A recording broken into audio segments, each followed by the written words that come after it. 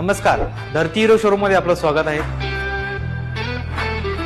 तुम्ही जर street bike घ्यायचा प्लॅन करत असाल तर आपल्याकडे दोन प्रोडक्ट्स अवेलेबल आहेत.